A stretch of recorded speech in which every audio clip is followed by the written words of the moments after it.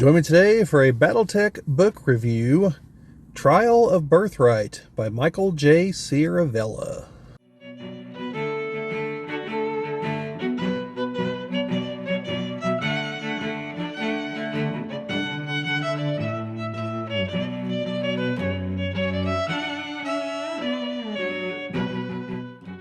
This is the Geek Cabal channel. My name is Bobbie, and today we're going to be doing a book review for Trial of Birthright by Michael J. Ciaravella.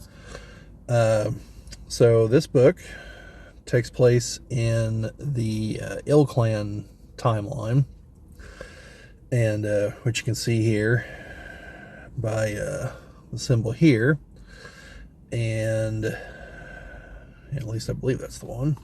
Let me double check, because the other symbol, one of these two is the Star League symbol, and I should know which is which, but, you know, unfortunately, they're very similar. So give me just a second here, because it should have a little thing here. Yeah, the kind of, this is the IlClan era symbol, which means, I believe this is the Cameron star for the Star League symbol. So, anyway, there's going to be spoilers, but I'll try to do those after, like, some general impressions and some general talk about the book, because I know, because it's reasonably new. I've been reading it for a little while. It is an almost 400-page book. So, and I've had some other things going on. It's just been taking me a while to get into it. But once I really did, like, I blew through most of it pretty quickly. So, I've read some other books by this gentleman, and I thought they were good. I've done reviews for him here on the channel, so you should definitely check those out. The books, I mean, it'd be great if you watch my reviews too, but I think he's a good author. So, what's this one about? This is about it's about Earth after the conquest by Clan Wolf, at the end of the Dark Age and the beginning of the IlClan era. So this is after Clan Wolf and Clan Jade Falcon came to Earth, teamed up, destroyed the Republic, and then fought each other where Clan Wolf won. So this is them trying to construct a new government, a new Star League in this case. And a lot of the book focuses on that. In fact, that's the plot. And it's a lot less Clan Wolf and clan politics and Ulrich Ward and all that. And it focuses on other characters.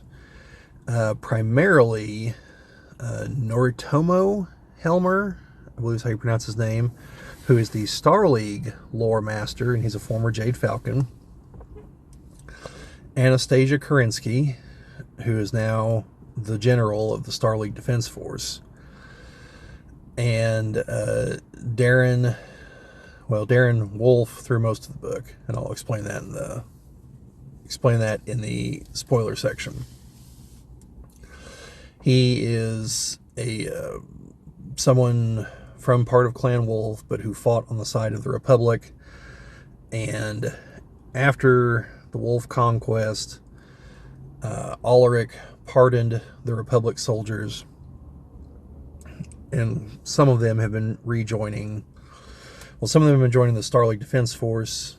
He joined into Clan Wolf because he was part of Clan Wolf, and the Clan Wolf Talman has been completely decimated in the destruction there, fighting on Earth, and the Jade Falcon one is in total shambles.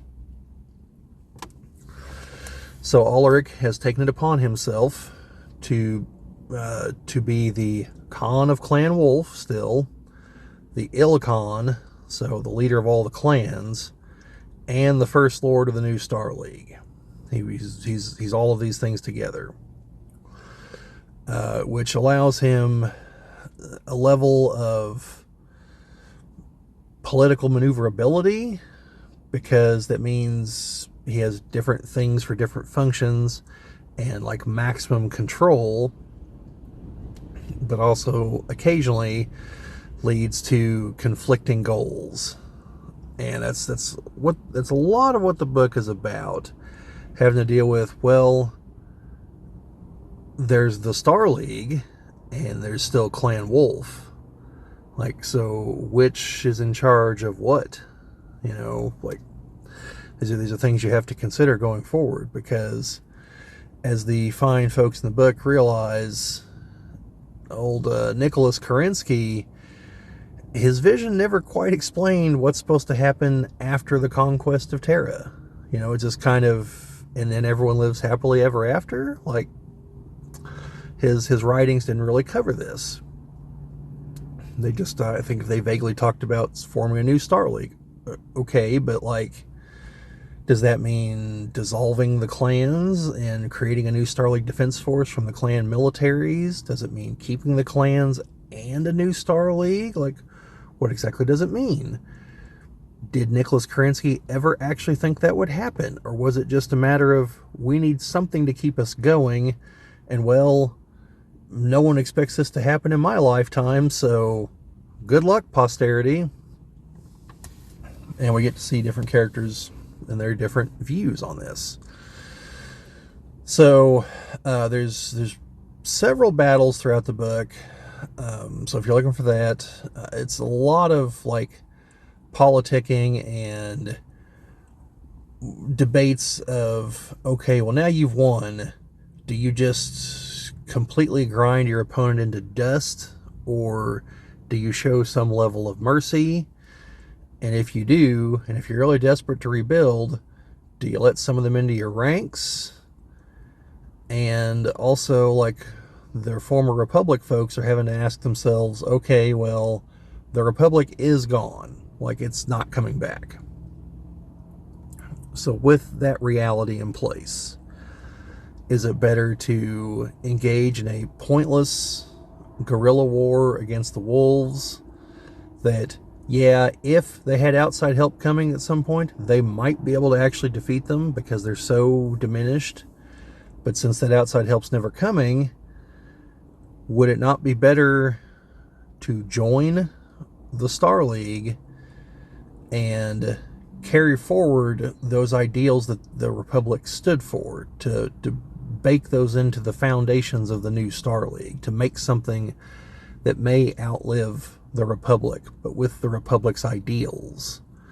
You know, there's a lot of discussion of that. There's a lot of, you know, characters clearly are realizing that the gravity of what they're doing, that if this Star League persists, the things they do now will, to quote one of the characters from Gladiator, this is one of those moments where what we do in life will echo in eternity. And, you know, that's the moment that some of these people reach, and, you know, they begin to appreciate the gravity of what they're actually attempting to accomplish. It's not just some vain goal of Ulrich Ward. And, I mean, it might be, but, like, that's not what they're building. They're building under the assumption that the Star League will last 1,000 years or something, and that it should be built right. And if it is, it needs to echo the old Star League, in that it's meant for all mankind, not just the clans, you know. And so you've got a lot of friction because the clans, at least one of them, are not too keen on some of these things, and they realize that their power is going to diminish if this happens, and that the clan way of life may ultimately go extinct if the Star League really takes off. Because if the Star League military becomes the Star League military of old, or even close to it, what purpose do the clans serve? You know?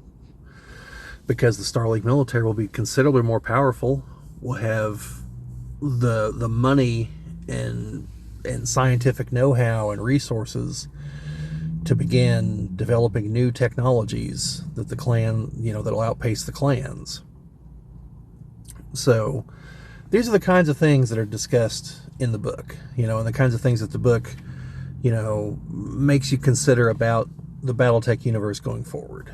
You know, it to me, it was very much a these are people legitimately thinking about the future and not just the battle, the here and now, the vainglorious seize this throne and, and then they'll have ultimate power. No, these are people that are trying to really lay down a foundation to make something strong, something that will last, and real forward thinking.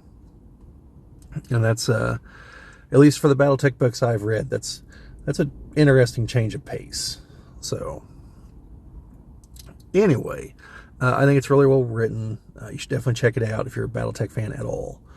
Like I said, it is almost 400 pages, and there's a lot of action, but proportionally there's a lot of action. There are several battles in the book. There's at least one naval engagement out in space with some stuff out there and some other interesting parts of the Earth, of the Terran system in play. There is talk of the things beyond the fortress wall. Like, they do know that Doshin Lao is sitting there waiting, and at the moment the fortress wall comes down, he's going to bring the hammer of the Capellan Confederation down on them. And if they're not ready, like in their current state, they will lose.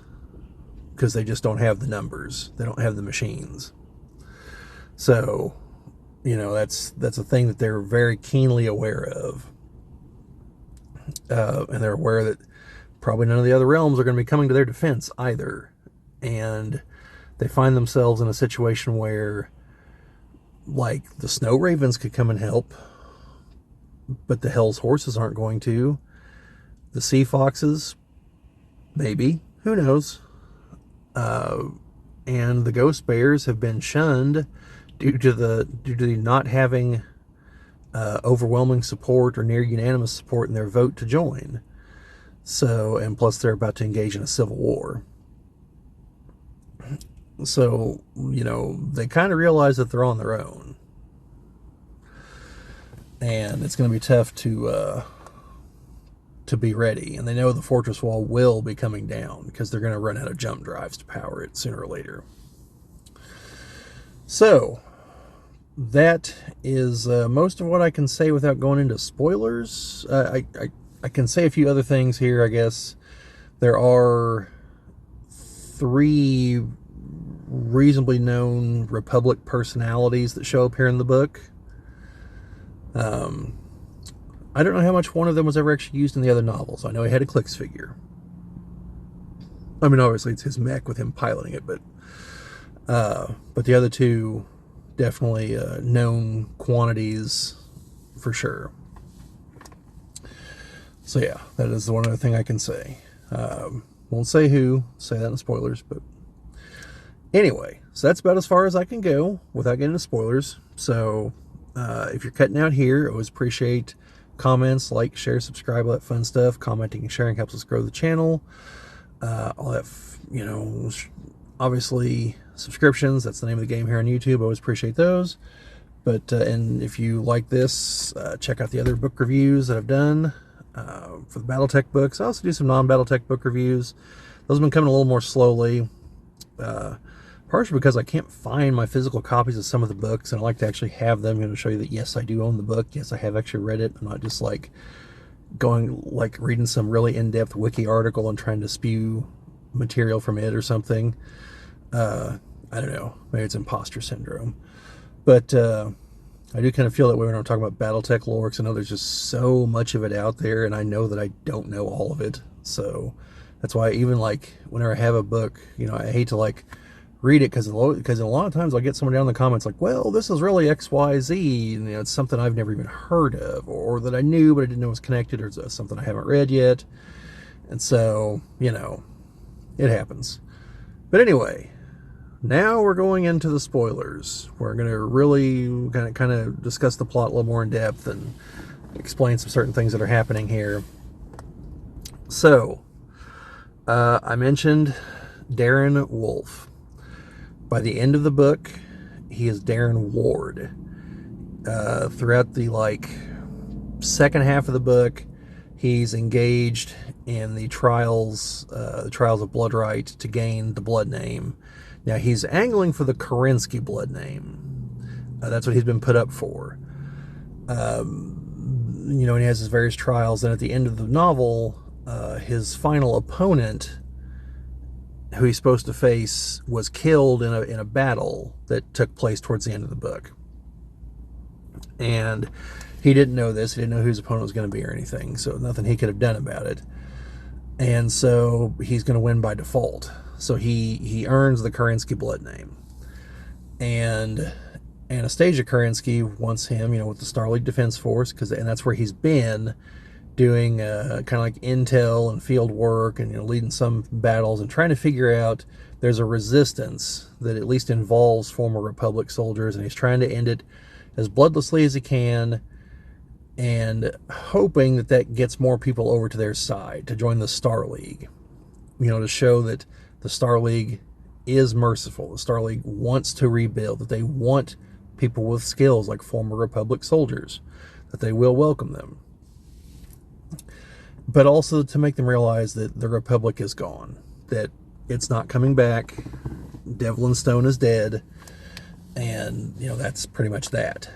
So in the finale, though, he is challenged by someone from Clan Wolf, and because initially he's like, well, a blood name, especially the Kerensky blood name, shouldn't just be defaulted into. And they tell Darren, like, you've won, like, you don't have to accept his challenge.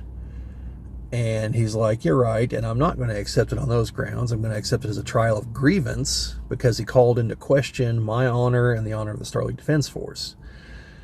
When so the other guy doubles down and is like, well, I do not accept, and instead issue a trial of, not denial, rebuttal? No. Hang on just a moment. I had it there on the tip of my tongue.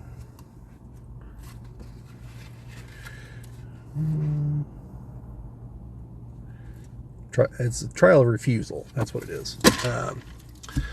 Trial of refusal, basically calling into question the necessity of the Star League Defense Force. Basically saying, well, Clan Wolf should just do all this stuff. Like, we are the IlClan. This is the IlClan. Like, why are we doing any of this? And so the IlClan has to accept, because he's been put into a position he didn't want to be in, where now the validity of the Star League Defense Force has been called into question, and so Darren kind of has to answer. And so he puts himself up to face the challenge. And then the other guy's like, well, General Kerensky always says Kerenskys are worth 3 of any other warriors, so it'll be me and 2 of my buddies. And they're just like, huh, well, that's something, isn't it? So they fight it out, and they fight it out there outside the court of the Star League. They're in Unity City on Earth. And the other people in attendance bring their battle mechs to create the Circle of Equals. And Darren is able to win. And he takes out the 2 other goobers pretty quickly. And then he's able to take out the main guy using some unorthodox tactics, but he takes him down. And as it's all going, the IlClan realizes that there's a solution to a lot of his problems if everything goes just right. So the other guy doesn't, he's down, and then he gets back up, and even though the lore master's already called the battle over, he gets back up and he's going to shoot Darren. And the IlClan had already turned on his battle mech and fires a laser right through the guy's cockpit and takes him out. And he's like, oh, it's unworthy. And, like he says, Darren had already won and everything. He's like, however, it's like, I'm going to, as my right as, First Lord and everything, plus given Darren's genetic background, he's like, he was right about one thing. The Kerensky blood name should be, heavily prized, fought for. He's like, so instead, I will give him the Ward blood name, because he's also from that blood house. So, and as Anastasia points out later, the reason that the IlClan did that is because no one is clear at all on the rules of succession. Like, what happens if he dies or is killed? Does everyone fight it out? Is it only someone from Clan Wolf? you know, like he has no actual heirs because the Star League was run by House Cameron, and so it was passed on, you know, to the next First Lord, who was again a Cameron. And so now Darren is the potential stopgap because now he's another member of the Khan's blood house, so they're genetically related if distantly. He'll basically take him on as essentially as like a surrogate son because he has no biological children, and while there are some Sibcos out there using his DNA, they're kids. You know, they can't rule yet. And Darren wisely notes, like, well, doesn't that also make me a potential problem for the IlClan? They're like, yeah, but you're not going to challenge him, and he knows that, you know that, and like that's a problem for another day once he has a more legitimate heir. Like, but for now, like, you're kind of the stopgap. You're the potential, and you could see that building throughout the book, based on some of the comments people made about him, that like that Ulrich took all this because he thought it was his by right of conquest, and that's how he took everything. And they basically kind of look at this as like, this is an evil we have to accept, but Ulrich isn't going to rule forever, and hopefully they can build something that will last, you know, outlast Ulrich. So, you know, you've got a bunch of that going on. You have, let's see, we have Janella Lakewood show up. She's on Earth. She's not in hiding, but she's under surveillance by Clan Wolf and the Star League. She, you know, told him she's given up everything. You know, she's just going to live in a cabin by the lake. But given her role in Republic intelligence, they were pretty sure people were talking with her, and there's this kind of semi-open revolt going on. And they think she might have something to do with it, or at least be able to communicate with the people that do. So that's what draws her in. And her information proves reliable, so they bring her in, and they ultimately bring her into the Star League Defense Force. And they're going to put her in charge of... They don't want her in charge of intelligence because the clans don't... they don't trust her because of her former role. But she is given another role. I want to say the kind of like the judge of the change in Dune, because they know that they're going to have to conquer other planets, and they're going to use Clan Wolf to do that. But they're going to use the Star League Defense Force to ensure that Clan Wolf doesn't get out of control. And then once they've conquered things and moved on, it'll be the Star League that helps bring the planet into the fold of the Star League. You know, bring them up to Star League standards and make them, you know, citizens of the Star League and this, that, and the other. You know, because Clan Wolf just doesn't have that capacity. You know, they're brutal conquerors. They're not rulers. And several of the clan members note that at various points in the books, that like our society is built entirely around conquest, not actually ruling. You know, ruling by right of force, but not like, you know, typical rulership. And they've never prepared for that, and only some members can actually see that and try to adapt to that circumstance, whereas others are hopeless. They're only ever going to be savages, basically. And that kind of brings us to Chance Vickers' character, who's the Sa-Khan of Clan Wolf, the second in command. And I think she's definitely disappointed that Ulrich is still going to remain the Khan, because she probably wanted the job. And that means that he's in an unassailable position, because she can't really challenge him for that without also challenging him for the other positions, and he simply won't allow it. Like, he'll literally say, like, no. What are you going to do about it if I say no? You know, and like the other Khans can't really do anything about it either. So she's stuck in like middle management forever, and she sees that. And after killing Devil and Stone in the last novel that dealt with the fight on Earth, and after that she seems to be broken from the war and to take Earth in that. So she's more aggressive. She wants to assert the dominance of Clan Wolf. She keeps making various power plays to try to bring down the Star League, to make them look bad. and to make her look better in the eyes of the IlClan, so that at the very least she'll control the better military. And she's smart enough to see that, like, the Star League is becoming the real project, and Clan Wolf was just kind of a means to an end. And she kind of has no one but herself to blame, because she can't control some of the people of Clan Wolf. Like, they have a battle early on against some of the insurgents, and people try to surrender, and the Clan Wolf warriors just gun them down. Which, like, that's not even, like, clan-like either. They were just being brutal monsters. And they're just like, well, you know, they killed some Clan Wolf warriors, you know, an eye for an eye. And it's like, well, no, like, we need to capture them, you know, because we need intel, if nothing else. And so that's the beginning of the whole, like, well, you know, the Star League is really better equipped to handle these things. Like, you guys are not a police force. You guys, all you can do is fight and kill. You can't conquer. You can't rule. I mean, you can conquer, but you can't rule. And so they keep trying to drive that point home. So you have a couple other characters show up, Smoke Jaguar characters, who are used to greater subtleties and being more than just conquerors, and they're also very sympathetic to the Republic, because as the Fidelis, they fought alongside the Republic and in service to the Republic. So they're very sympathetic to the goals of trying to preserve some of the ideals of the Republic and put them into the new Star League.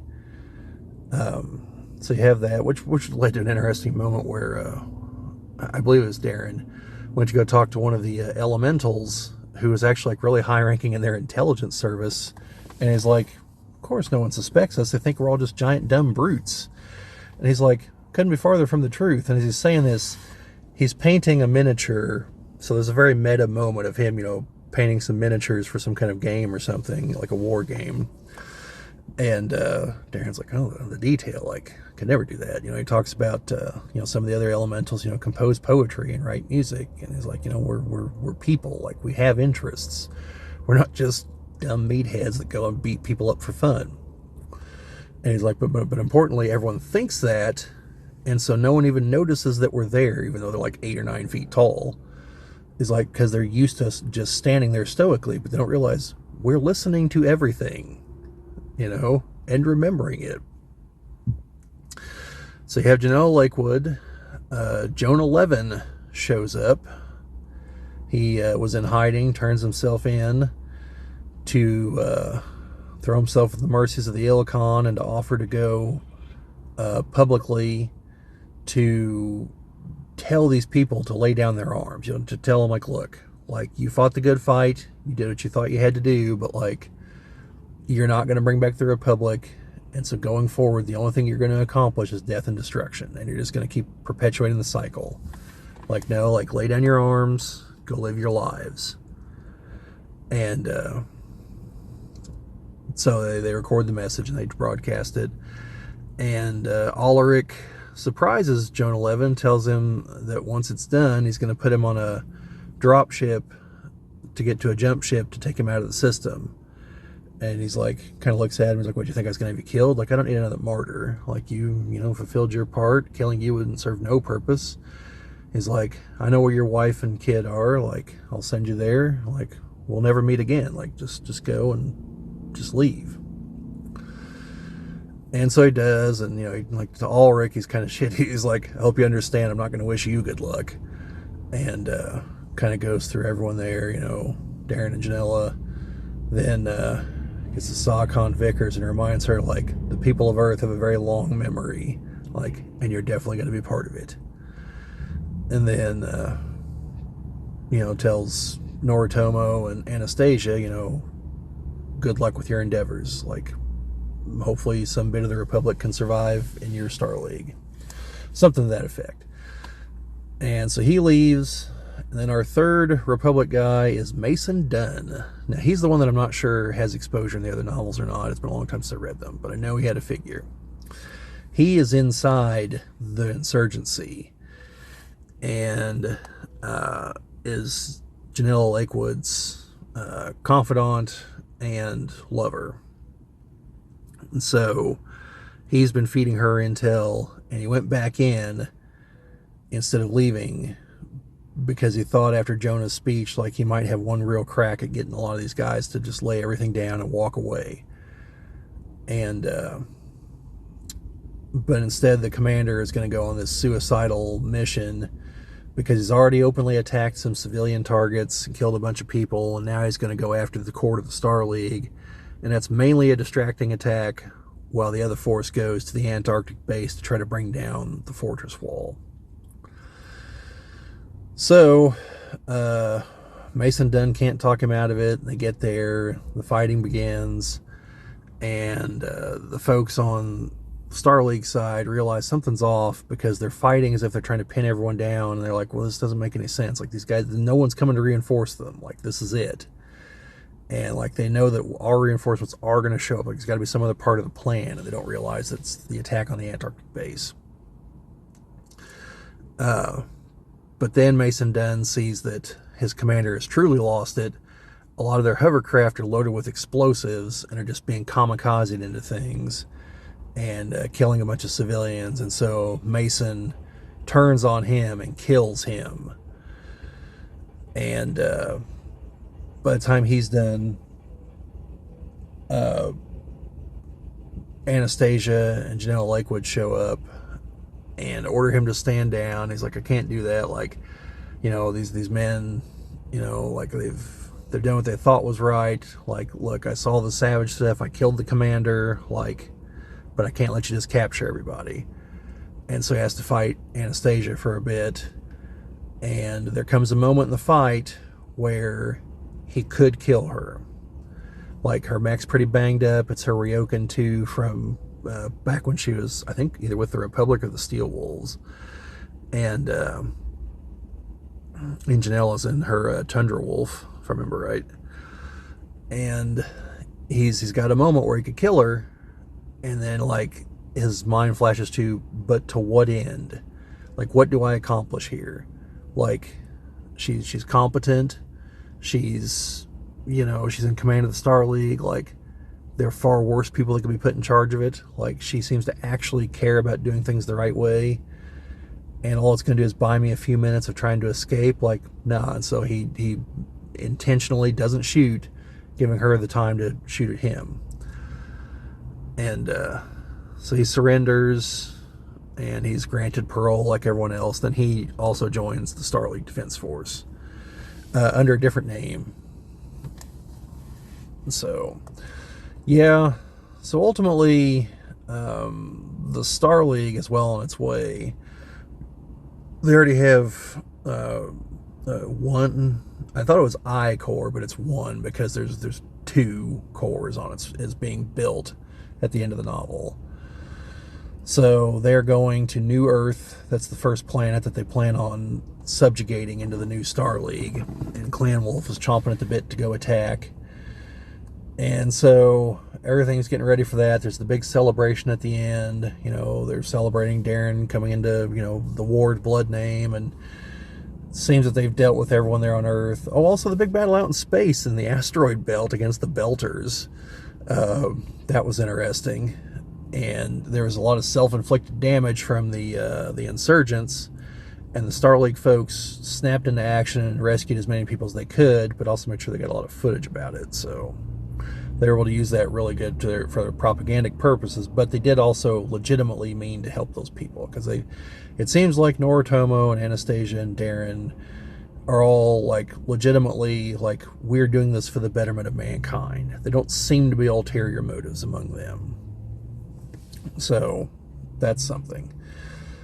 And then at the end, Ulrich is there, you know, the big party, giving his proclamations, and then he starts hearing the voices in his head of his dead mother, and flashes back to when he killed her.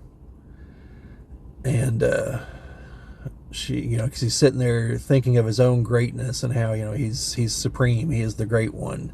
And he remembers that moment when she was like, but I was great. And he's like, and that's why you had to die. And kind of begins to wonder, like, is that why he's going to have to die? And who's going to be the one to put the blade in his back? Flashes back to Stone telling him, you know, that you'll eventually realize, you know, basically, what did he tell him? Said, all of this is only because of me. You know, basically telling him that nothing that had transpired was his own making, that it was all people setting things in motion to get to this outcome. And whether or not it's true, you know, and because they do talk a little bit towards the end, I think it's Darren and Janella are talking about it. Basically, like, how much of this was actually planned out? And Janella's like, well, Devil and Stone had a hell of a lot of plans for contingencies. And she's like, but eventually he realized that Earth was lost, that the Republic was doomed, and the only hope was to save the people, and maybe save the ideals of the Republic, if not the Republic itself. And so parts of this were definitely part of Devil and Stone's plan. We just don't know how much. And Ulrich may or may not be going crazy. So, insanity seems to be the way they take out people in BattleTech. Once they've gone too far, they have them start losing their marbles. So, we'll see on that one. But, yeah. So, Ulrich realizes that he is surrounded by potential enemies now, because he thinks about the cons that are there and the cons that aren't there, and thinks that begin to think that the ones that are there are only there so they don't appear to be his enemies, because in fact they are his enemies, and they're trying to hide this fact. You know, and he's worrying about, has he given Kerensky too much leverage, too much leeway on the whole Star League thing? And of course Vickers, you know, wants the top job. So, yeah, he realizes there in the finale that he is beset on all sides by potential adversaries, real or imagined. So, yeah, it's a very good conclusion to the book. Overall, really liked the book. Really liked the world building, but like the literal world building within the setting of characters that are trying to plan and build something that will last. And not just, oh, you know, for the might of the Capella Confederation, we have to take these planets, or, you know, for the Free Worlds League, it'd be really nice if we could actually reform our nation and not just be bickering and fighting each other. You know, or House Kirita trying to settle the blood feud with House Davian that's lasted for centuries. House Steiner not being a colossal screw-up and actually trying to achieve something. You know, like, it's something that appears different. You know, I haven't read a lot of the older books, so maybe this kind of stuff happened in some of the older ones, but like, this definitely felt different to the others, in my opinion. Anyway, I think it's really well written, and once again, that's what it looks like. Trial of Birthright, Michael J. Ciaravella, and I sincerely hope I'm pronouncing his last name correctly. But yeah, excellent novel, about 400 pages. A lot of stuff going on. Very, you know, it takes place entirely on Earth and, you know, within the Terran system. So, and it's a lot more to do with the Star League than Ulrich. So yeah, I think next I'm gonna go for Void something. I don't know. Brian Young's book about trying to bring the HPG grid back online with Clan Seafox and Tucker Harwell. So yeah, shorter book, so hopefully I get through it a lot faster. But yeah, that's about all I've got to say on this one. So let me know what you think down in the comments. Like, share, subscribe, all that fun stuff. Do you want to, you know, if you checked out my other book reviews, what'd you think? Did you like how I laid this one out? Any questions about what happens in the book? Are you going to plan to read the book? You know, anything at all like that? Sharing and commenting on things that help us grow the channel, we always appreciate it. And obviously subscriptions, because that's kind of the name of the game here on YouTube. We always appreciate those.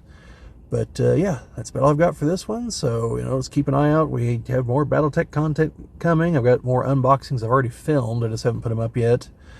I'm trying to finish reading through the primer for BattleTech Gothic so I can make a video about what's actually in that. It's April, so we should be getting an update sometime soon, and I usually do a video for those, and usually 2 days after I put it out, some new big news comes along, so I've got to do something else, so keep an eye out for that. And I got a couple other kinds of videos I've been thinking about doing, and I do have some topics for the lore bits videos. I just have to make sure I'm as researched as I feel confident on them, and then record them and get them up. So yeah, that's most what's coming up on the BattleTech front, so keep an eye out for all that. But yeah, that's all I've got in this one, folks. So just remember, no guts, no galaxy.